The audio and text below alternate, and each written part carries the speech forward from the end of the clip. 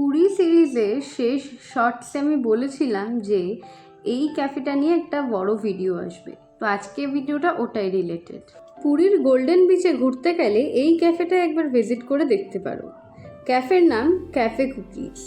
ক্যাফের ভেতরের অ্যাম্বিয়েন্স আর staff behaviour দুটোই কিন্তু খুব ভালো। মেনুতে কিন্তু প্রচুর অপশনস আছে, pizza, burger, hot drinks, beverage, dessert, আরও স্মুদি, অনেক অনেক। আমি মেনু কার্ডটা এখানে শেয়ার করে দেবো। যেহেতু আমরা সকালবেলার দিকে গেছিলাম তাই জন্য পিৎজা বার্গারটা অ্যাভেলেবেল ছিল না, বাকি পাফ, সাবস, প্যাটিস, দেন এই ডেজার্ট আইটেমগুলো প্রত্যেকটাই অ্যাভেলেবেল ছিল। ওদের মেনুর প্রত্যেকটা আইটেমের প্রাইসই কিন্তু ওই 50 রুপিস থেকে শুরু করে 250-র মধ্যে শেষ হয়ে যায়।